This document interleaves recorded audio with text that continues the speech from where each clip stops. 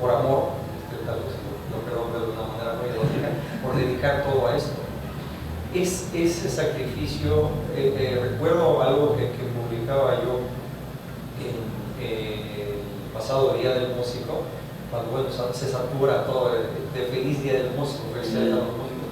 Y entonces yo hacía una reflexión, si yo no tengo nada en contra de los músicos populares, aquellos que hicieron una guitarra, se hicieron de un instrumento básicamente y tuvieron cierta facilidad para desarrollarlo, se juntaron con los contemporáneos y produjo algo popular. Si yo no tengo nada en contra, tengo muchos amigos que tal YouTube, pero decía, coincidimos con mi maestro, decía, yo quiero felicitar más bien a los músicos, a estos que nos aventamos jornadas de 2 horas para ir a una escuela y regresar cargando un instrumento con todas las dificultades del mundo, con problemas de transporte, de frío en la mañana y de calor en la tarde, a veces sin comer. Y ya en un sentido un poco más poético decía, aquellos que dejamos plantada más de una novia por estar diciendo una frase melódica, a los que dejamos a la chacota y las tardes de tertulia con los amigos, que pudo haber sido algo también muy mucho beneplácito, en aras de resolver una frase armónica o cosa similar.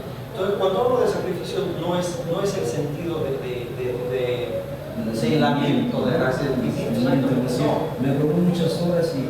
No es tal, ¿no? Es el dejar esas otras cosas que debo decir, al final de cuentas, el instrumento sí nos brinda. Es decir, el estudio, es esa condición, vuelvo a repetir, eso de pasar una tarde amena con los amigos platicando o tomando algún vino o cosa similar, que es un acto de placer, uno lo traslapa al estudio, que se convierta también en un acto de placer. No es el sacrificio como acto de dolor, como acto de repudio, acto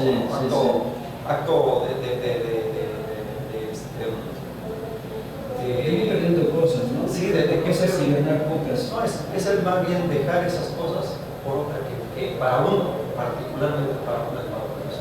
No digo que el estar con los amigos no sea valioso, no es para ofender mis contemporáneos, simplemente que en esos momentos para uno es más valioso estar por otra parte como proceso de la búsqueda de algo más.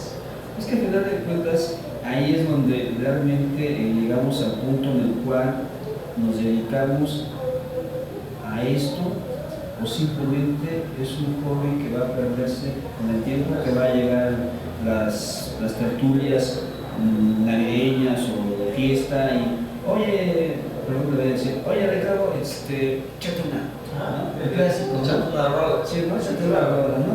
Pero hasta ahí. Pero vaya cuando hay un compromiso, hay una responsabilidad, hay un esmero por sobresalir, y no porque los demás lo estén impulsando, sino porque uno mismo, me imagino, es la meta, ¿no? Era hacer la especialización, hacer la profesionalización. Entonces, ¿cuándo es, en qué momento el maestro Ricardo tiene ese punto de decidir de aquí para allá?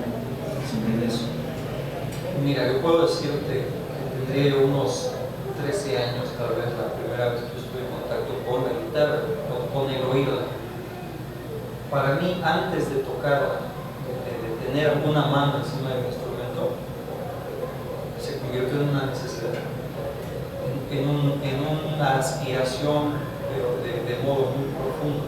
Vamos, que a partir de ese momento, y vuelvo a repetir, ni siquiera que bueno, ya probó, ya intentó, ya va avanzando y acaba de tomar la decisión. No, yo recuerdo muy claramente que apenas tuve algún poco de contacto con grupos escolares, con la sonoridad de la guitarra. Yo no contaba con una guitarra, veía a los demás tocar, a mi maestro y estas cosas. Yo siento que automáticamente tomé la decisión de yo quiero hacer eso. Y estoy hablando de un maestro que tocaba música, tocaba guitarra con técnica clásica, pero lo que tocaba un poco el aire de trova, música popular con cierta calidad. Yo, sin saber exactamente qué era eso, yo quería hacer eso. Pasó el tiempo, evidentemente, 2, 3, 4 semanas después, con muchos esfuerzos de parte de mi padre, me conseguí la primera guitarra, una guitarra muy básica, muy humilde, y empiezo a aprender. Debo decir, empiezo a aprender las primeras, no sé, 4 o 5 semanas, yo pude. O sea, en ese momento fue autodidacta. Y autodidacta, las primeras cosas que Precisamente todos los artistas que nos hemos topado en este programa, que es una fortuna conducir, pues todos me dicen lo mismo, ¿sabes que fuimos autodidactas, ya más grandes cuando empezamos a ser más técnicos? Sí, así ya tiempo después. Y digo, ya cuando yo empecé a tocar un poco, evidentemente música popular, acordes, canciones, eso. Sin embargo, mi aspiración no perdía su lugar. Yo quiero tocar música que yo entonces entendía como música más fina, como música más delicada o cosas similares, sin entender muy bien. Debo decir que unos 3 años después, cuando por fin logró ingresar a la Escuela Superior de Música, ya estando yo inscrito, habiendo pasado los exámenes, pasado mi inscripción, teniendo ya una ficha curricular, hasta el momento en que tuve a un maestro, que fue Ernesto García, mi querido maestro, que le agradezco mucho la paciencia que tuvo. Hasta ese momento es que yo empiezo a entender, hasta ese momento yo sé de la existencia de Juan Sebastián Bach, de Mozart y de cuanto músico que nosotros popularmente en el coloquio popular llamamos músicos clásicos.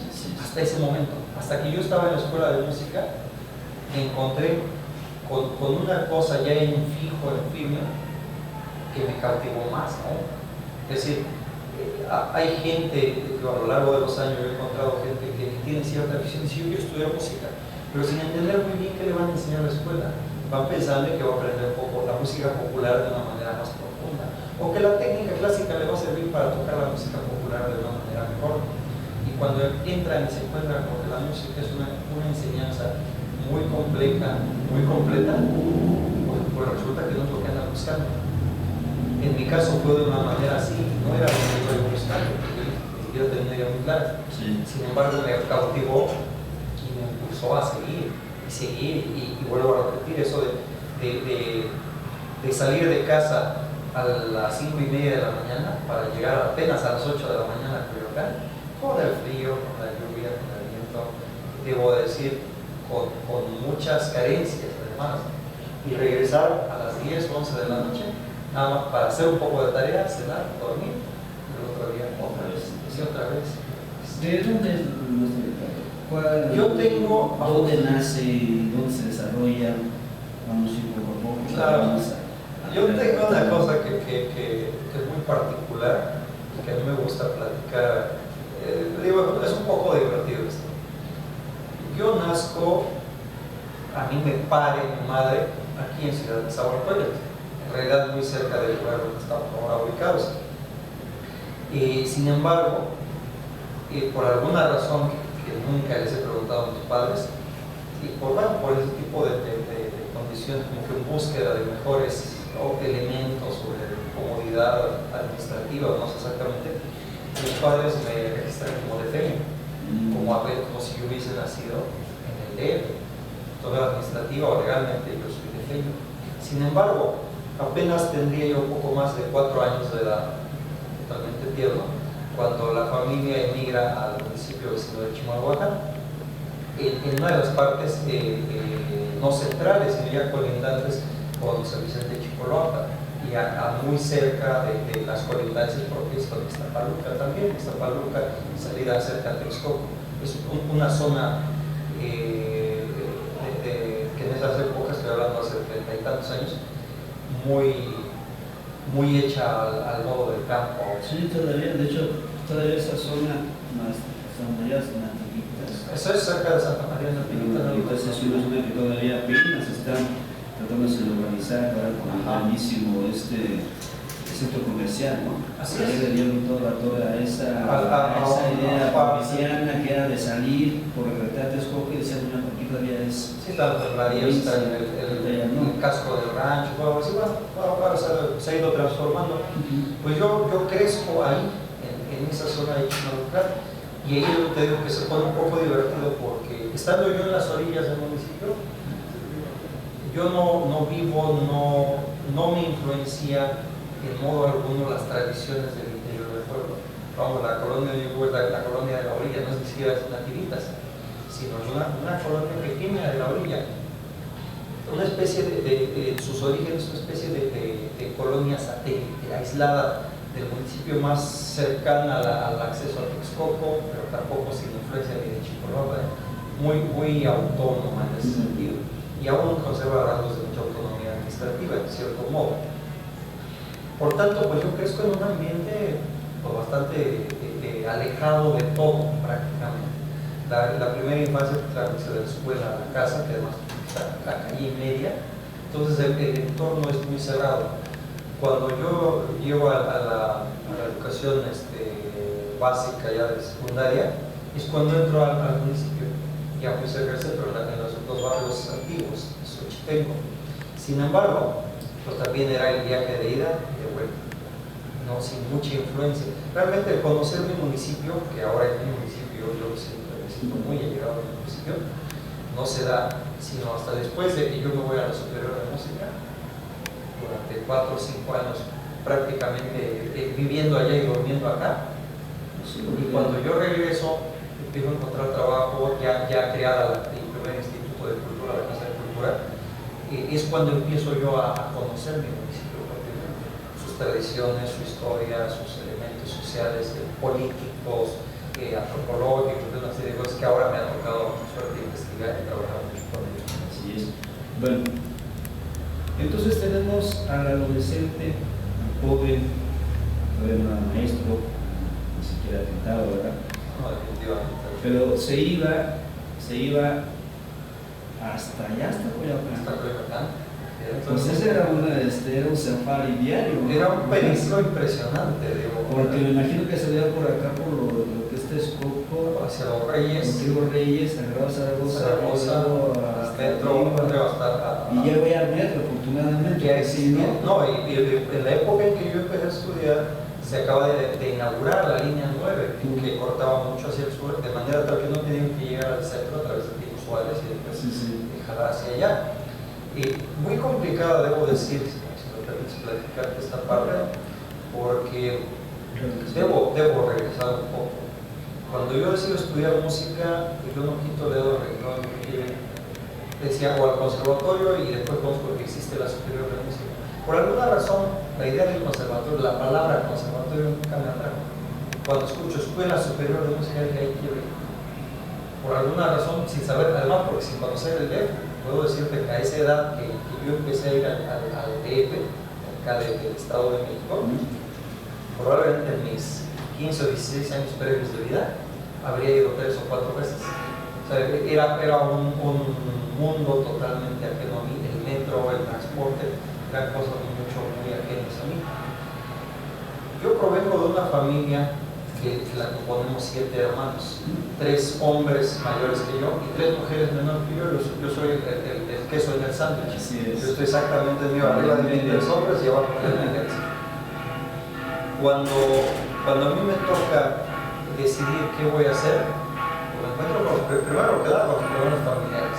¿Cómo es que este amigo de 14, 15 años quiere ser artista, quiere dedicarse a la condición improductiva del arte, mientras tiene hermanos que están estudiando para contadores, para cuestiones técnicas? Qué raro que una familia piense así, porque todas las familias piensan normalmente, mi hijo va a ser artista, sí. No, claro que no, es muy común. Y entonces, y causa muchos conflictos esto, particularmente por la condición económica. Es decir, 7 hermanos, todos estudiando, y únicamente mi padre, que era el sustento de la familia. Entonces eso crea una condición muy compleja. Entonces, a mí se me ofrece, después de muchos problemas, de acuerdo, puedes ir a estudiar, pero no te puedo dar más que lo de los pasajes.